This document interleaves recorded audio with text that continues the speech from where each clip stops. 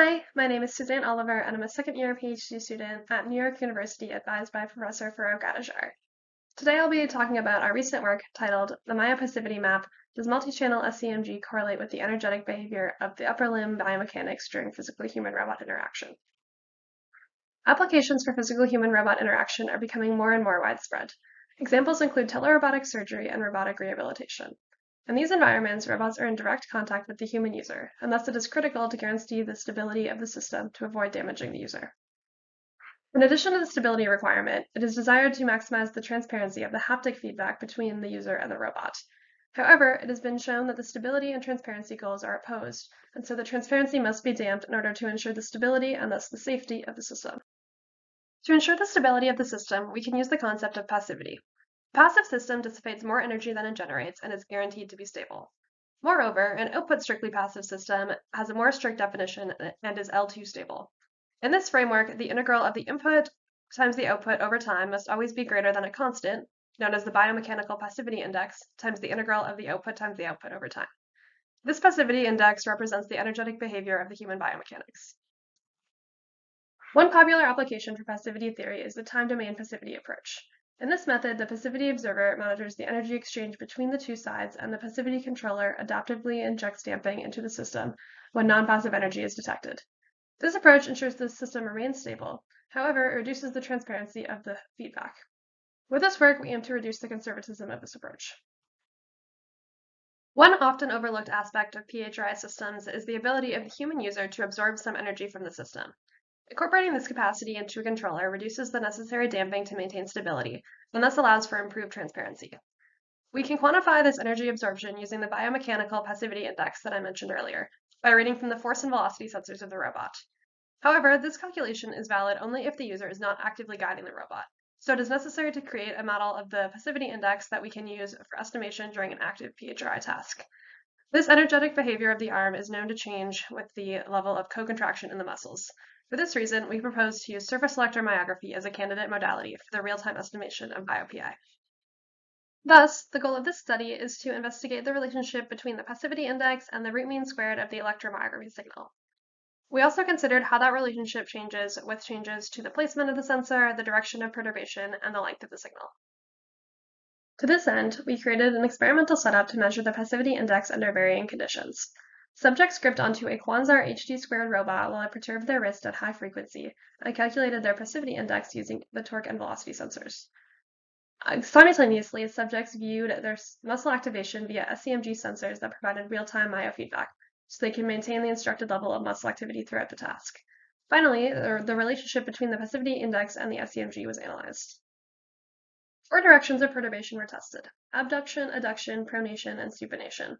2 levels of co-contraction were evaluated: relaxed, where users maintained 5% of their maximum voluntary muscle contraction, and stiff, where they maintained 40%. They used live myofeedback to maintain these levels consistently. We had 10 subjects in this study, and for each subject we placed 16 sEMG sensors on their forearm, along 4 different muscles and at 4 different distances from the wrist. Here are the results for each participant individually. On the x-axis is the level of muscle activity from one sEMG sensor, and on the y is the passivity index. The results from the pronation and supination trials are shown in blue, and for the abduction and adduction trials in green. We can see that for all subjects and directions, as the muscle activation increases, so does the passivity index, so the user can absorb more energy from the system when they have a stiffer grip on the robot. However, the relationship is specific to the biomechanics of the individual subject, as we see that the slope and intercept of the best fit lines varies across subjects. Additionally, the relationship depends on the direction of perturbation and is higher for the abduction and adduction trials. In the previous slide, we considered a 5-second window of data for a single sEMG sensor and saw a correlation between the muscle activity and passivity index. One way to quantify the goodness of fit of that relationship is R-squared.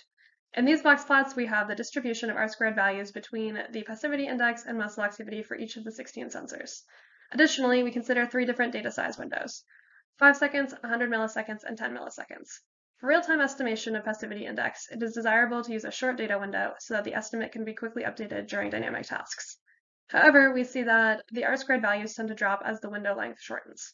The median R-squared values decrease from 0.9 for the 5-second case to 0.7 for the 100 millisecond case. Thus, there's a cost to shortening the data size window. We also want to find the optimal placement location for an sEMG sensor to predict passivity index. First, we'll consider the pronation and supination cases. These heat maps show the difference in median R² comparing each pair of sensors. So for example, entry 2-1 is blue, indicating that sensor 2 has a higher median R² than sensor 1. And we can see that the reverse is entry 2-1. Significant increases per the Wilcox and sign rank test are indicated with a white dot. We can see that in the 5-second case on the left, the sensors all perform similarly and there are not a lot of significant differences. However, in the 10 millisecond case, there is a clear trend that sensors 3, 4, 15, and 16 have the lowest R² values compared to other sensors. It is noticeable that these 4 sensors are all placed far from the wrist along the brachioradialis and extensor digitorum muscles, indicating that placing sensors closer to the wrist can help improve the prediction of the passivity index.